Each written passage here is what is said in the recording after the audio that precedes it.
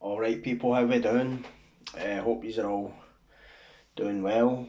I'm just fucking kicking back at home. Was at my class and that today. I had done a couple of things today, but I'm just chilling at home now. Got to dinner on and that. And thought that I would come on and do a video about the Luke Mitchell and Jodie Jones case. Now, I know there was a lot of people saying about this at the start and how done videos about this and all that. And the reason was that I didn't really know too much about it. Obviously, I knew what had happened and all that kind of stuff, but to be fair, it was for some reason it wasn't a case that kind of grabbed my attention. Now, I don't really know why that was, other than the fact that it just seemed so. There was just two. You'd open. It seemed like you opened one door, and there was fucking three doors behind it. So, but what I mean is, like, there was more questions and answers, and to be honest, the case had all the hallmarks of like a fucking Scream film. If I'm honest, like it was just mad to me. Do you know what I mean? But because people were all saying, um, you should do a video about that and blah blah blah. Well, I was like, no, what? I'll go and read a wee bit about it, have a think about it, and do a video. And uh, but what I want to say is this video isn't about me trying to support like any claims at innocence or any kind of accusations of guilt or whatever. This is just my my thoughts on it. And if there's people who don't like what I have to say, then that's just tough shit. It's whatever. If this channel's about true crime and prisons and all that, well, then obviously I'm going to have a take on certain things. And one thing that I'm well aware of is that there's people who, if they don't think Luke Mitchell is guilty, then they're being targeted by like trolls and all that. But at the end of the day, like, my life's an open book. I wouldn't be on YouTube if it wasn't. So um, it's just strange that people feel the need to do that. But I realise it comes with the territory of doing this kind of shit. But somebody at the other end of a computer's not really anybody you need to worry about, if you ask me. It's when they're staring you in the face, innit? Do you know what I mean? So I'm just pointing that out. So as I says, I've no ties to this case, or I don't even know Luke Mitchell. I've never met him. I've never came across him in prison. So I would just like to point that out as well. So I just want to kind of give my like a kind of precursory analysis of this case and who I, what type of person I believe could have done this crime. Now, if there was anything that makes me think he's guilty or innocent, then I'm going to say it. I'm not just going to sit and talk about something like this and then like no kind of highlight these points, because I wouldn't be me if I didn't. Do you know what I mean? So it is what it is, man, and it's just what I think. So let's crack on with it. So if there's anybody who doesn't know, which I doubt, obviously this case centres around this poor 14-year-old lassie who was found butchered behind a wall that backed onto a big field. Now, supposedly she was going to meet her boyfriend at the time, who was Luke Mitchell, the guy who's serving a life sentence for this crime, who was also 14 at the time. Now, I actually remember where I was when I heard about this murder. I was out drinking and I came home. I was out in the sesh at the weekend and I came back and this was all the papers and the news because as I says it was like something out of a Scream film, right? It was fucking horrendous what happened to this lassie. It was in this kind of these kind of cluster of small towns outside Edinburgh, and the level of violence perpetrated on this young lassie, Jodie Jones, was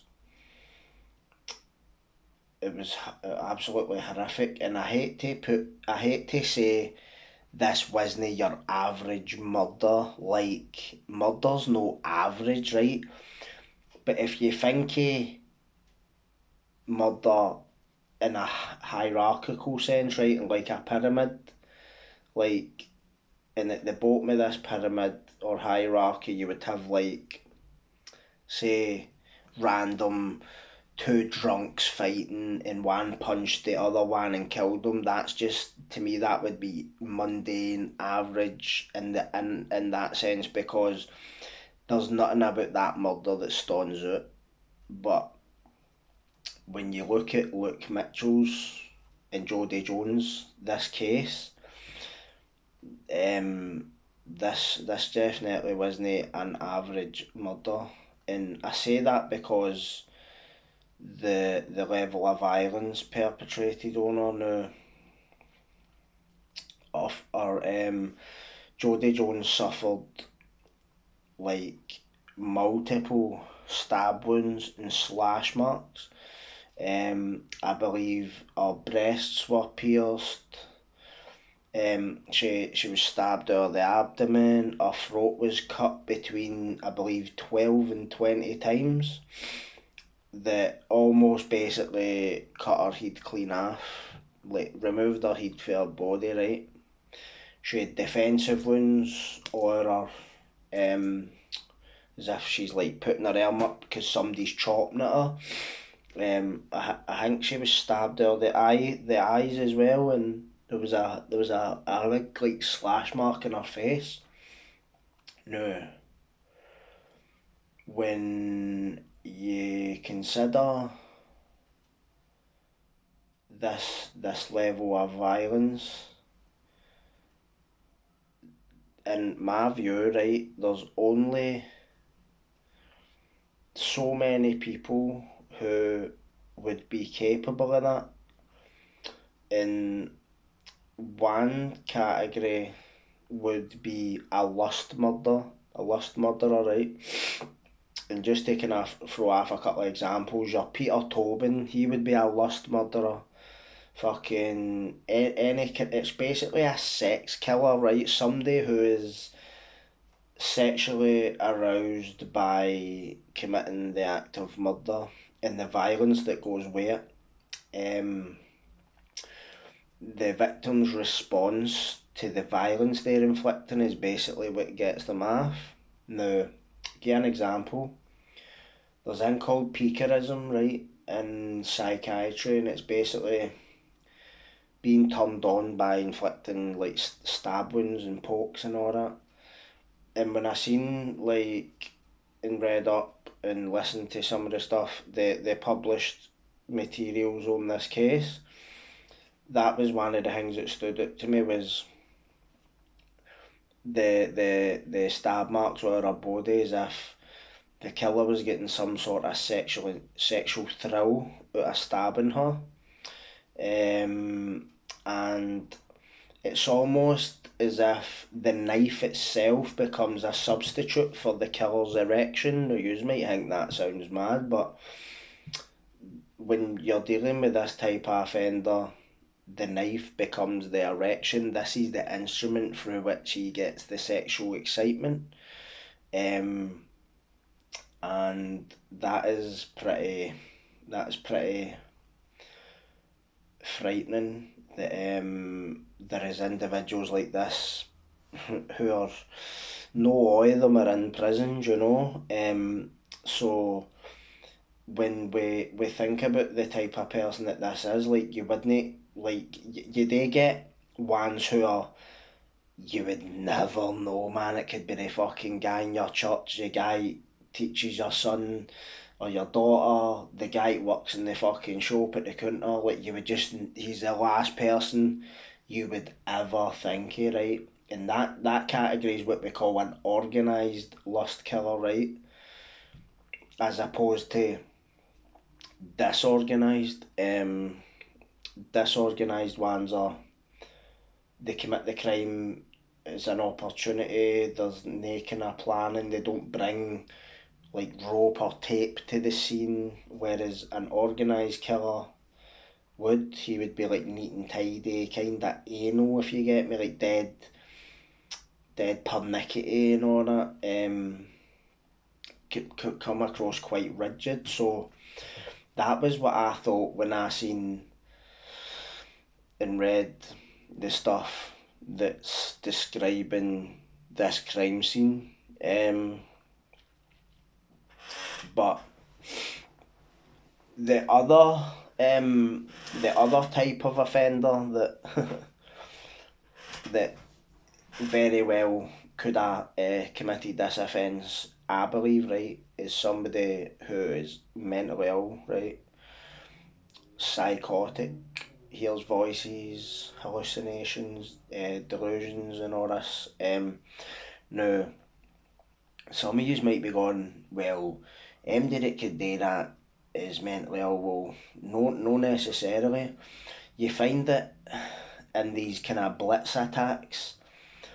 Now, I believe this was a blitz attack, and it could be said that it was a blitz attack because of the amount of fucking stab wounds and slash marks all over the lassie, right?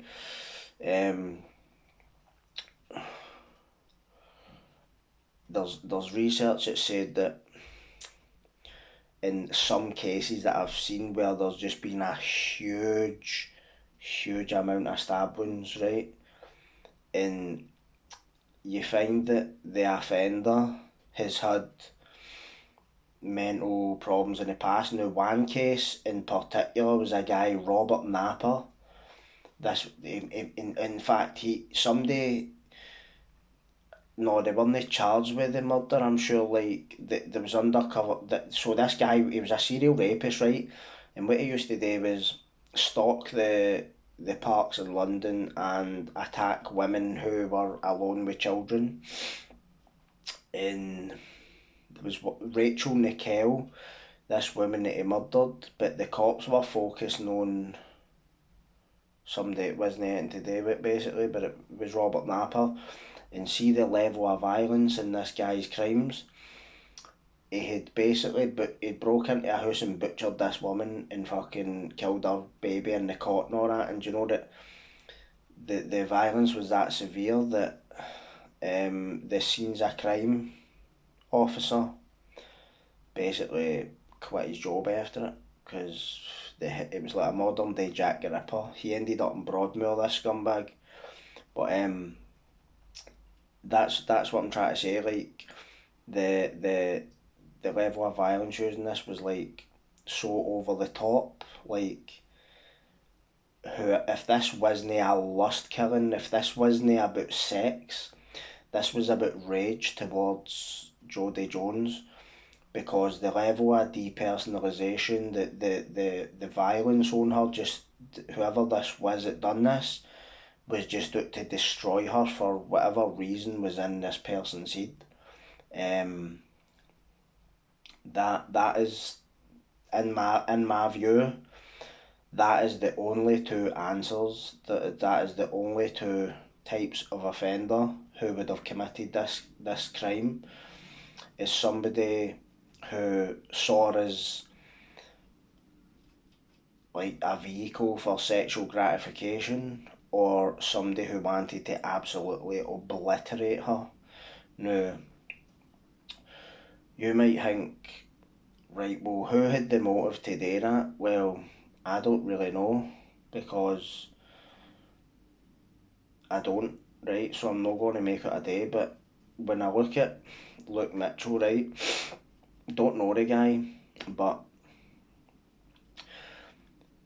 when you grow into a lust killer, like your Peter Tobins, your Jeffrey Dahmers, your fucking anybody you want, right? Ian Parker, whoever you want to call, whoever you want, whatever name you want to throw up, right?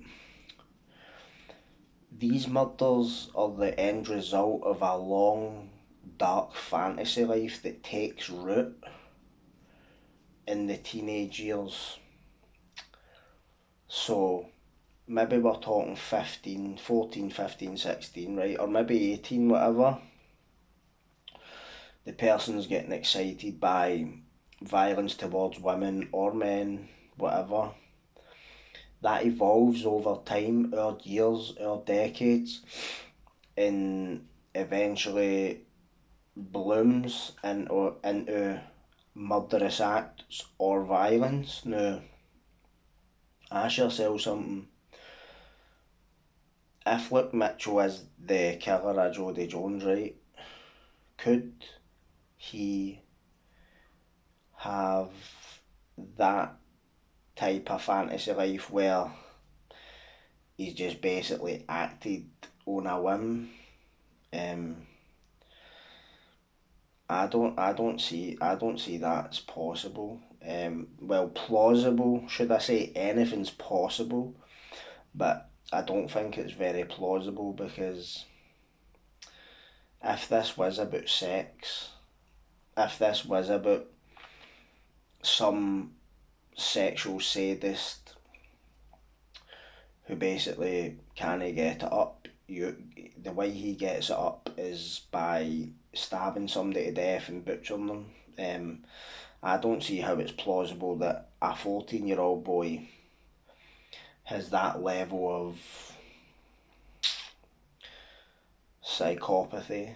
They're saying you can't diagnose psychopathy before 18, but because you've not been alive long enough for the traits to be appear, but you might not be old enough for it to diagnose, but I think sometimes you know what fucking way the wind's blowing. Do you know what I'm talking about?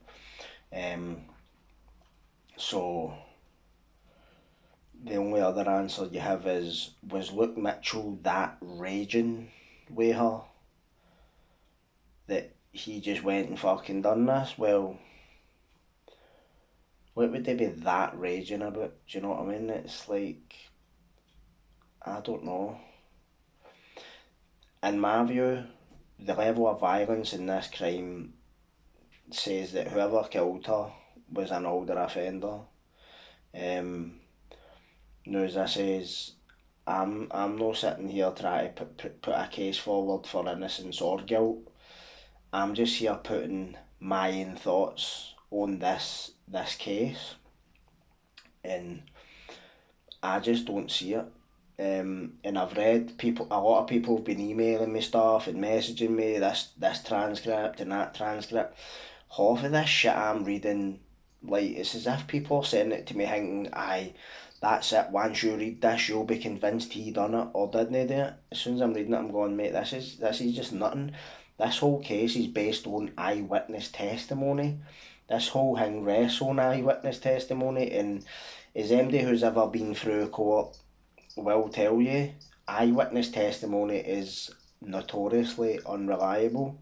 And what I've also noticed is there's almost no statements are the same, they're all fucking different.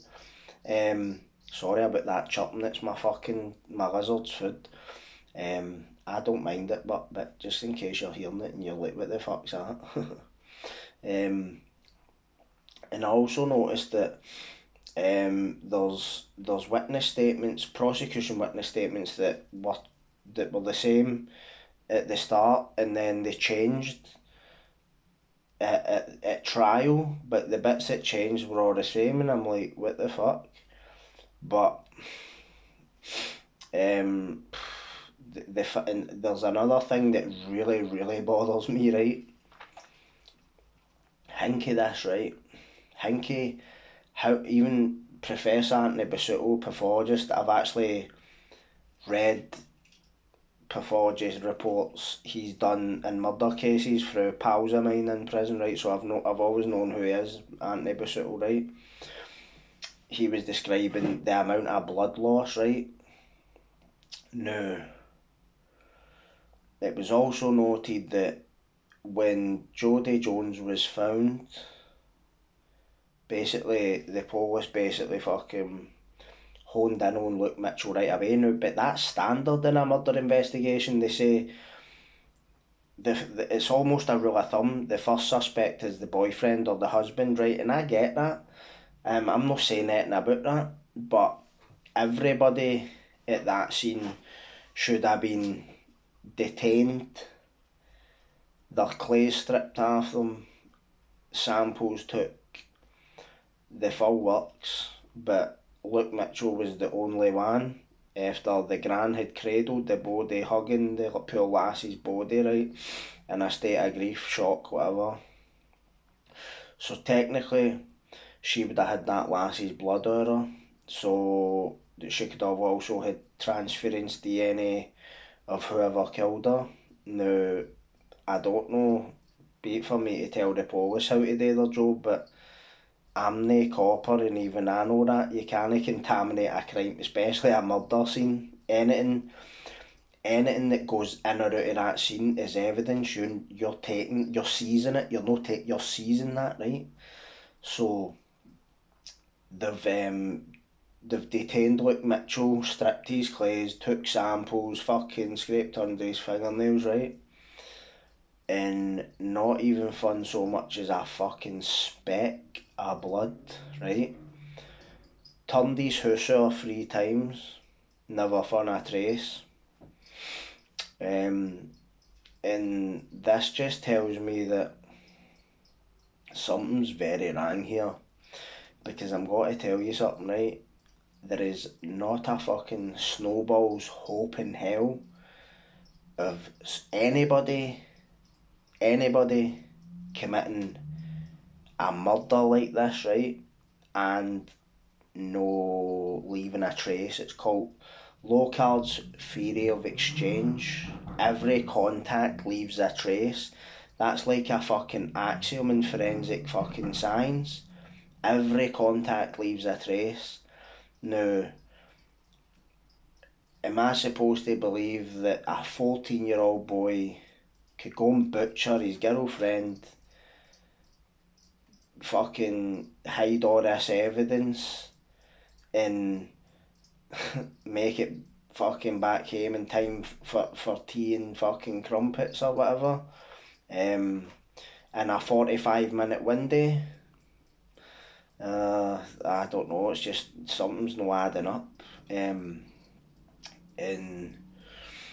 I do believe that there's a lot of kind of things about this case that some people focus on. What about the parka, and what about the fucking, this is all red herrings in my view. And the funny thing is, like, there's still kind of, I know there's a lot of no, I don't want to call them conspiracy theories, right? But I know there's a lot of people coming out and saying he was fitted up on purpose, and he was I don't know if I would go as far as saying I believe he was targeted to be fitted up to cover up a murder. I don't know if I'd go that far, right? I wouldn't like to believe the system in my own country is that corrupt. I don't think anybody wants to believe that. But there's fucking something definitely wrong with this case, man. And I think that some people, like, there's obviously people for and against, do you know what I mean? And that's just with anything. But when I look at the thing that does it for me, right, is the level of violence, right, and there was no contact trace of blood. There was no fucking drop anywhere, which indicates to me that there is no way he could have covered that. So who else could it have been? Do you know what I mean?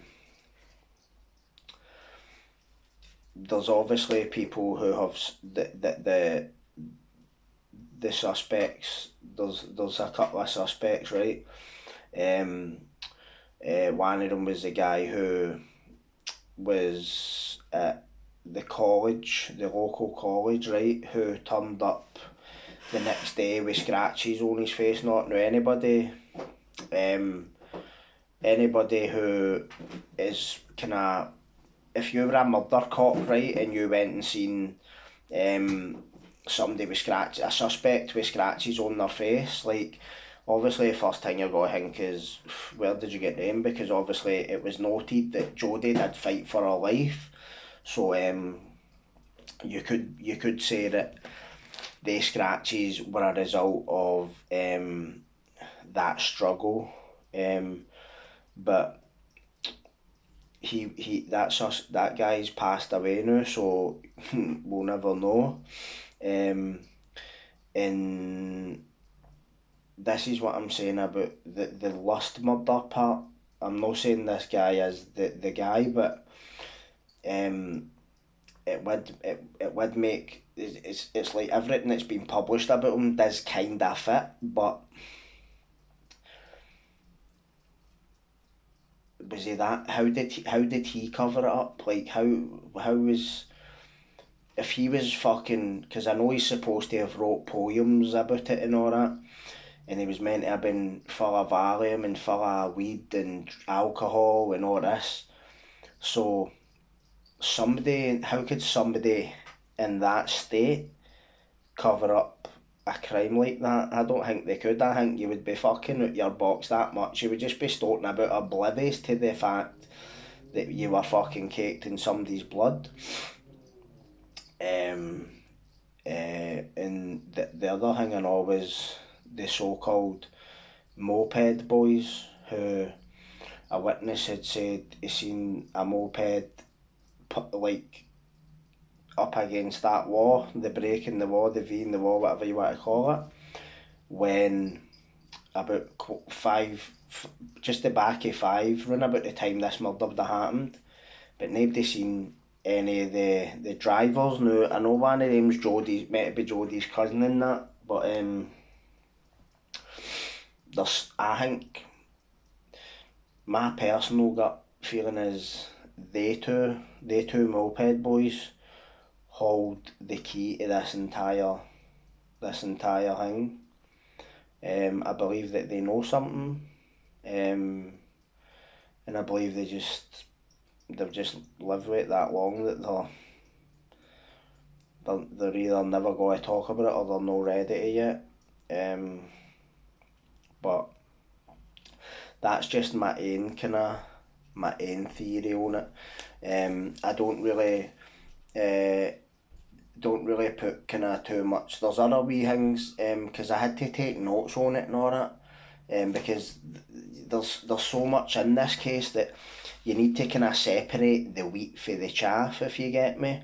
And the thing about the moped boys saying, I know, like, one of them like changed his appearance apparently, so he doesn't resemble the person who done it, and is you be thinking, like, how do you know, like, the appearance of the person that done it if this was actual said? And I definitely think that they two, these two guys definitely, I believe they know something. Do you know what I mean? But you've just got to wonder, how could you live with something like that? This isn't just like a gang fight outside the pub and a couple of fucking cunts get chopped. This is like dark fucking shit. Do you know what I mean? Like, even I believe Jodie had like fucking multiple serological DNA traces on her, like on her lips, her buttocks, her stump, whatever. Like, and there was something to do with, is it Jodie's sister's boyfriend? His fucking DNA was found on her. This is what I mean. How the fuck can they even, how could you even justify putting somebody in jail on the strength of the fucking evidence they've put him in jail with, do you know what I mean? And I remember all that media hype before he was even charged, and wee guy's face was in the paper every fucking day, right? On Sky News and all that. And I remember watching it, and that wee fucking fat baldy reporter, he just looks like a wee fucking weasel. He's sitting interviewing him, the way he's looking at him, you can just see it in his eyes, right? And then the next headline is "How dare you?" Like, how dare you? That's a bit fucking cheeky, is it no? You doorstepped a fucking a 14-year-old boy, interviewed him like a murder suspect when he hadn't even been charged or done with anything, and published. He gives you a story what you're looking for, and then you publish a headline like that. Like, it was like a pure witch trial, man. And I know there's people out there that go, oh well, do you know what? See if he done it, fucking listen, mate. I'm not here to back up somebody who might or might not have done a crime like this. What I'm saying is, where's the integrity? Where's the ethics in the media or the police investigation? It seems to be kind of falling short, if you ask me. Do you know what I mean? Fuck's sake. There was a case recently where this boy in Lassie had murdered a transgender lassie, and they were referred to throughout the whole case as Boy X and Girl Y. Brianna Gee, her name was, the victim. Brianna, her second name is spelled Ghey, right? So, tell me something. Who the fuck thought we can name this 14-year-old boy, plaster his photo, oil the telly, basically write in a style that's insinuating that he's already guilty, or he reads about the devil and fucking Marilyn Manson and all this fucking pish. Like, since here, since when was your fucking taste in music and plays and reading material fucking grounds for indictments? This is what I mean. This is fucking, that's dangerous, man, because I'm going to tell you something now. See if my reading stuff and all that, like, if you could go to jail for what you're reading, like, I'd never get it. Like, I just read a lot of kind of stuff that could be taken and twisted into make it fit whatever my accusers wanted it to fit, is what I'm trying to say. They had made all this shit about the Black Dahlia, right? Now that I'm a wee bit familiar with that case, Elizabeth Short, she was a movie actress or something in the 40s, Los Angeles. She was murdered, right? Butchered, chopped up into like 8 pieces, whatever. Now, the police searched that like Mitchell's house 3 times, right? Took anything there was to take, and they've not only have they no found any forensic evidence, no transference, Jodie Jones's blood or nothing, which I would have bet my fucking bollocks on finding if I was a cop and thought he'd done that. Like, there's just nothing that would have convinced me, and I don't bet unless I know I'm going to win. I would have bet my house on it if I was a cop that you'd have found her blood in that house, like, say go it a bit on his horn, like invisible to the naked eye, touching the tap, washing his horns, turning the tap, all that shit, right? Never found a fucking grain of sand. And they made this big thing about the Black Dahlia, like, but there was no, he hadn't even done a computer search on it. If somebody is the obsessive type, you would have found multiple computer searches for that case. Do you know what I mean? There's no books on it, no fuck all. Do you know what I mean? It was just like, almost like he was convicted in the media to get the charges up and running or something. Absolute fucking craziness, man. The more you read into this case, the crazier it gets. Do you know what I mean? It's just absolute madness, man.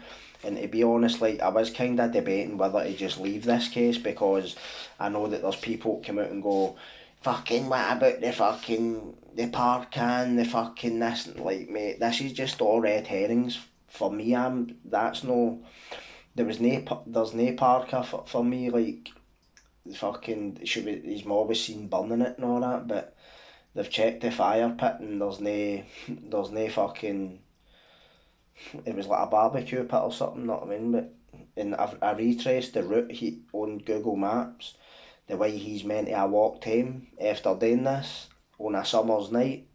Nobody seen him, but just, nah, it's just something no fucking adding up, man. And I would also think that if Luke Mitchell is guilty, gotta tell you the now, he would have slipped up in the jail. I know what it's like, right? You just, nobody can keep up that pretense that long. Not a 14-year-old boy, basically grown up, he's grown up in prison, right? And he's kept this up. Fuck off.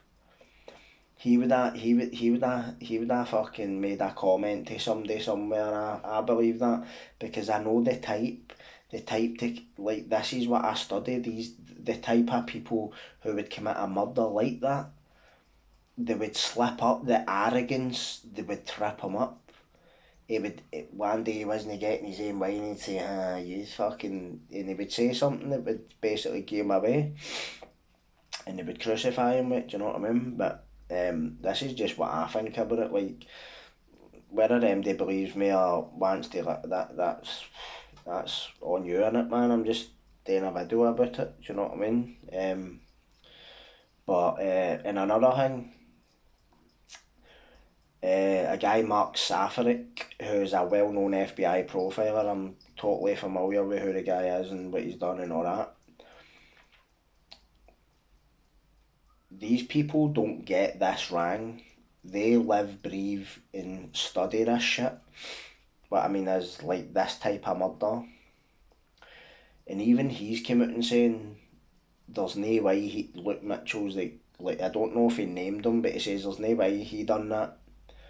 And they don't get this wrong because this is their thing. It was them that wrote the crime classification manual, not, so they know what they're talking about. But I think that it could be the system.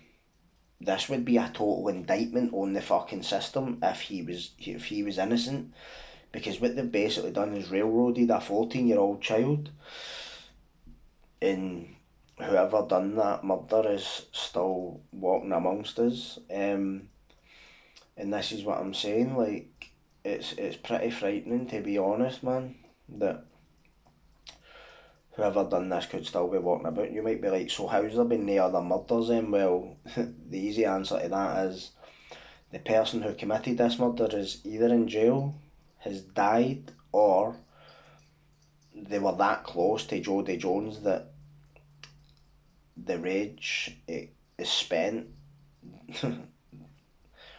She was the, like, that go-to to him. No, it sounds a bit mad, but that's just what I think. Like, do you know what I mean?